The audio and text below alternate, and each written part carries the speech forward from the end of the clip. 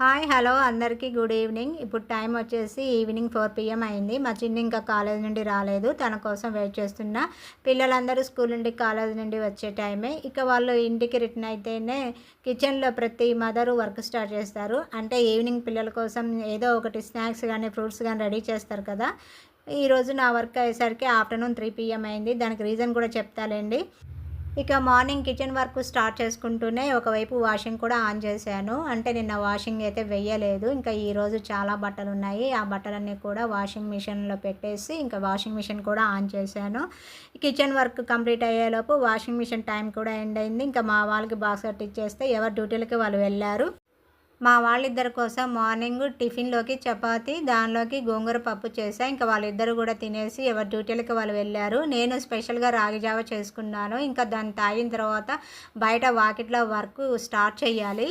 ఇక ఇంటి ముందర చెట్ల పాదు కోసం ఒక గట్టులా కట్టి చెట్లయితే ఉన్నాయి. ఇంకా అక్కడ సువర్ణ గన్నేరు అంటే స్వర్ణ గన్నేరు చెట్టు అంటారు కదా, పచ్చ పూలు ఇట్లా గొట్టం మాదిరిగా ఉంటాయి. ఆ చెట్టు ఈ వర్షాలకేమో బాగా గుబురుగా హైట్గా పెరిగి పైన కరెంటు వైర్స్కి టచ్ అయ్యేలా ఉంది. పైగా మా ఏరియాలో పాములు కూడా ఏ టైంలోనే తిరుగుతూ ఉంటాయి. కొంచెం చూసుకొని జాగ్రత్తగా నడవాలి. అంటే చెరువు దగ్గరగా ఉండడం వలన వెరైటీ పురుగులు, జలగలు, నత్తలు, ఇంకా ఇవి సరిపోనట్టు కప్పలు కూడా రైనీ సీజన్ వచ్చిందంటే ఇంకా బాల్కన్లో కప్పలు కూడా దర్శనమిస్తాయన్నమాట. రైనీ సీజన్ వచ్చిందంటే ఇంకా చెట్లు ఏ చెట్టు అయినా సరే చాలా గుబురుగా హైట్గా పెరుగుతాయి. అదే సమ్మర్లో అయితే ఇంకా వాటర్ సరిపోవు కాబట్టి చెట్లు అంత హైట్ పెరగవు. ఇంకా ఈ సువర్ణ గన్నేరు చెట్టు ఏంటంటే వాటర్ లేకపోయినా సరే, అంటే మనం వాటర్ పెట్టకపోయినా సరే ఇంకా అసలు గుబురుగా ఎంత హైట్గా పెరుగుతుందో. చెట్టు అయితే 2 నెలలకోసారి కొట్టి నాకైతే యాస్ట్ వస్తుంది. ఇంకా తప్పదు. ఆ చెట్టు ఇట్లా గుబురుగా ఉంటే పాములు ఏమైనా వచ్చి చేరుతాయేమన్న భయంతో ఇంకా 2 నెలలకోసారి చెట్టు అయితే నేనే నరికేస్తున్నా. ఇంకా మా వారైతే ఫస్ట్ టైం చెట్టు కొట్టినప్పుడైతే చెట్టు కొమ్మకి తగలబోయి కాలికి తగిలి నరం కట్టయింది. అప్పుడు చాలా కొంచెం సీరియస్ అయింది. అది కూడా మీకు వీడియోలో షేర్ చేశాను.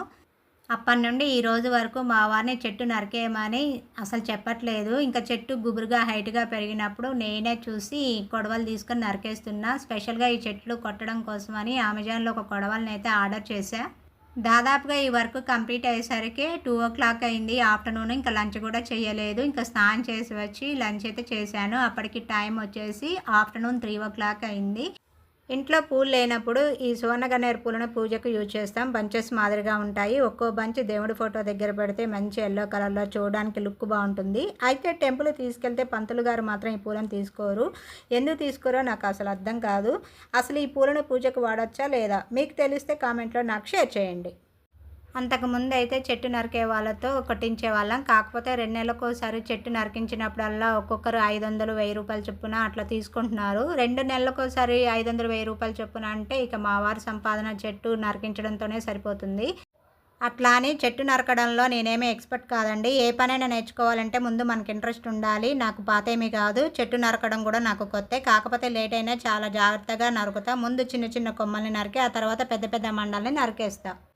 చెట్టు నరికి లోపలికి వద్దామనే లోపు అమెజాన్ ఆర్డర్ వచ్చింది. తీసుకుని లోపలికి వచ్చి టీపాయ్ మీద పెట్టేసి ముందు స్నానం చేసి రెడీ అయ్యి దేవుడి దగ్గర దండం పెట్టుకొని లంచ్ స్టార్ట్ చేశా. టైంలో దేవుడి దగ్గర దండం పెట్టచ్చా అనుకోవచ్చు. మార్నింగ్ మా వారు డ్యూటీకి వెళ్ళే ముందు పూజ చేసి టిఫిన్ తిని రెడీ అయ్యి డ్యూటీకి వెళ్తారు. దేవుడి దగ్గర మార్నింగ్ 7కి పెట్టిన దీపం దాదాపుగా నైట్ వరకు ఉంటుంది. దేవునికి దండం పెట్టకపోతే నాకు మనసులో ఏదో వెల్తీగా ఉంటుంది. ఈలోపు మా చిన్ను కాలేజ్ నుండి వచ్చాడు. 2 days బ్యాక్ పాప్కార్న్ తీసుకొచ్చా. అవే ఇప్పుడు ఫ్రై చేసిన తర్వాత ఇద్దరం కలిసి తిన్నాం. కొన్ని మా వారి కోసం ఉంచా. అమెజాన్ ఆర్డర్ వచ్చిందని చెప్పాగా అది ఓపెన్ చేశా. వీడియో స్టార్టింగ్లో చూసే ఉంటారు. మస్కిటో బ్యాట్ అండి. మా ఇంట్లో ఎప్పుడు దోమలు ఉండవు. అయినా సరే మా వారు అన్ని రూముల్లో గుడ్ నైట్ ఆన్ చేస్తారు. ఈసారి ఎందుకో ఏ రూమ్లో చూసినా చిన్న దోమలు కనపడుతున్నాయి. మా వారికి ఇంట్లో దోమ కనపడిందంటే ఎక్కలేని చిరాకు. అసలు మాటల్లో చెప్పలేం, అంత చిరాకు పడతారు. అయితే ఇంట్లో పాత బ్యాట్ ఉంది. ఎంతసేపు ఛార్జింగ్ పెట్టినా ఛార్జింగ్ అవుతున్నట్లే ఉంటుంది. తీరా యూజ్ చేసేసరికి బ్యాట్ పనిచేయట్లే. అసలు ఈ బ్యాట్ని మేము యూజ్ చేసింది కూడా లేదు. ఇంట్లో దోమలు ఉంటేనే కదా యూజ్ చేసేది. బ్యాట్ పనిచేయట్లేదని అమెజాన్లో మరీ సెర్చ్ చేసి ఎక్కువ రివ్యూస్ ఉన్న బ్యాట్ ఆర్డర్ చేశారు. అది కూడా నేనే సెలెక్ట్ చేసి యాడ్ కార్ట్లో పెడితే అప్పుడు మా వారు ఆర్డర్ చేశారు. ఈ బ్యాట్కి 6 months వారంటీ కార్డు ఇచ్చారు. ఆన్లైన్లో రిజిస్టర్ చేసుకోమని ఇంకో కార్డు ఇచ్చారు. ఇది 3 లేయర్స్ బ్యాటు. మా పాత మస్కిటో బ్యాట్ 2 లేయర్స్. ఈ కొత్త బ్యాట్కి ఎంత చిన్న దోమైనా చావాల్సిందే. దీని రివ్యూస్ కూడా బాగున్నాయని ఆర్డర్ చేసుకున్నాం. ఎట్లయినా రైనీ సీజన్లో దోమలు ఈగలు ఎక్కువే. ఎంత మెష్ డోర్స్ ఉన్నా ఓపెన్ అండ్ క్లోజ్ చేసినప్పుడు ఈ టైం గ్యాప్లోనే దోమలు ఇంట్లోకి వస్తాయి. ఈ బ్యాట్ వారంటీ కార్డ్ని మీకు వీడియో స్టార్టింగ్లో చూపించా. ఇక్కడ ఒక విషయం చెప్పాలనుకున్నా, వీడియోస్ చూస్తున్నారు కానీ లైక్ ఇవ్వట్లే. మీరు ఇచ్చే లైక్ వల్ల నాకు ఫుల్ ఎనర్జీతో పాటు డిఫరెంట్ వీడియోస్ చేయాలనే ఇంట్రెస్ట్ ఉంటుంది. కాబట్టి వీడియో చూసిన ప్రతి ఒక్కరూ ప్లీజ్ లైక్ ఇవ్వండి. లైక్ ఇవ్వడం వల్ల మీకు వచ్చే నష్టం ఏమీ లేదు. ఇక ఇది నెక్స్ట్ డే ఆఫ్టర్నూన్ అంటే సండే రోజు మా ఇంటి ముందరికి ఫ్రూట్స్ వస్తే తీసుకున్నా. ఫ్రెష్గా ఉన్నాయి, ప్లస్ రేట్ కూడా రీజనబుల్గా ఉన్నాయి. అయితే సండే రోజు ఈవినింగ్ మా దగ్గర సంత జరుగుద్ది. సంతలో వెజిటేబుల్స్ ఫ్రూట్స్ తీసుకుంటాం. కాకపోతే 2 bags అవుతాయి. 2 bags తీసుకురావాలంటే కొంచెం ఇబ్బందిగా ఉంటుంది, ప్లస్ మోయడం కష్టం. ఒక్కోసారి మా వారు డ్యూటీ నుండి వచ్చేటప్పుడు ఎదురవుతారు. అప్పుడు అందరం కలిసి స్కూటీ మీద పెట్టుకొని ఇంటికి వస్తాం. అయితే ఈ సండే రోజు మా వారు డ్యూటీ నుండి రావడం లేట్ అవుద్దని చెప్పి మా చిన్నుని నన్ను సంతకెళ్ళమన్నారు. మేమిద్దరం ఈ 2 bags మోసుకురావాలంటే కష్టం. అందుకని ఎట్లాగో ఇంటి ముందర ఫ్రూట్స్ వచ్చాయని తీసుకున్నా. ఇప్పుడు నేను మీకు చూపిస్తుంది డైనింగ్ టేబుల్ మీద కవర్స్ అండి. 2 days బ్యాక్ ఇంటి ముందర ఆటోలో fridge covers, TV covers, oven covers, dining table covers, ఇంకా గ్రైండర్ కవర్స్, మిక్సీ కవర్స్ అమ్మే అంకుల్ ఒకతను వస్తాడు. పాత ఫ్రిడ్జ్ ఉన్నప్పుడు ఫ్రిడ్జ్ కవర్స్ తీసుకునేదాన్ని. గ్రైండర్ కవర్స్, మిక్సీ కవర్స్ మాత్రం same design and same colours ఉండేటట్లు అమెజాన్లో ఆర్డర్ చేసి తీసుకున్నాను. నేను తీసుకున్నప్పుడు ఆఫర్ రన్ అవుతుంది. క్వాలిటీ చాలా బాగున్నాయి. కిచెన్లో ఇప్పుడు కౌంటర్ టాప్ మీద మీకు కనిపిస్తూనే ఉంటాయి.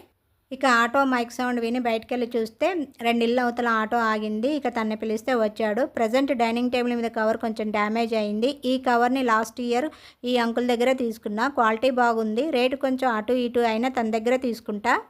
ఎట్లాగో ఆటో వచ్చిందని డైనింగ్ టేబుల్ మీద కవర్స్ చూసి నచ్చినవి తీసుకున్నా. లాస్ట్ ఇయర్ ఒక కవరే తీసుకున్నా. ఫెస్టివల్స్ వచ్చాయంటే ఇక అన్నీ క్లీన్ చేస్తా. దీంతోపాటు డైనింగ్ టేబుల్ మీద కవర్ కూడా క్లీన్ చేస్తా. ఒకటే వాడకం కాబట్టి ఏదైనా త్వరగా డ్యామేజ్ అవుద్ది. ప్లస్ దీనికి తోడు కార్నర్లో ర్యాపిడ్ జరిగి డ్యామేజ్ అయింది. అంటే కోసుకుపోయినట్లు అయింది. అప్పటికి టేబుల్ కార్నర్స్లో 4 sides ప్లాస్టర్స్ వేసా, అయినా డ్యామేజ్ అయింది. ఎట్లాగో ఆటో వచ్చిందని డైనింగ్ టేబుల్ కవర్స్ తీసుకున్నా. ఒకటి ప్యారెట్ గ్రీన్, ఇంకొకటి సిల్వర్ మీద రెడ్ ఫ్లోరల్ డిజైన్. అయితే నాకు ప్యారెట్ గ్రీన్ మీద రెడ్ ఫ్లోరల్ డిజైన్ బాగా నచ్చింది. సిల్వర్ కలర్ అంటే మాపుకే ఆగదు. ఏమైనా కర్రీస్ పడినా వెంటనే మరకలు కనపడతాయి. వేరే కలర్స్ చూసా, నచ్చలేదు. ఉన్న వాటిలో ఇదే బెస్ట్ అనిపించి తీసుకున్నా. 2 covers తీసుకున్నా. 2 covers వచ్చేసి 500 rupees. క్వాలిటీ బాగుంది. వీడియో నచ్చితే మాత్రం లైక్ ఇవ్వడం అసలు మర్చిపోవద్దు. ఫస్ట్ టైం మన ఛానల్ చూస్తున్నట్లయితే ప్లీజ్ సబ్స్క్రైబ్ చేసుకొని మీ ఫ్రెండ్స్కి, రిలేటివ్స్కి షేర్ చేయండి. మళ్ళీ నెక్స్ట్ వీడియోలో కలుస్తా.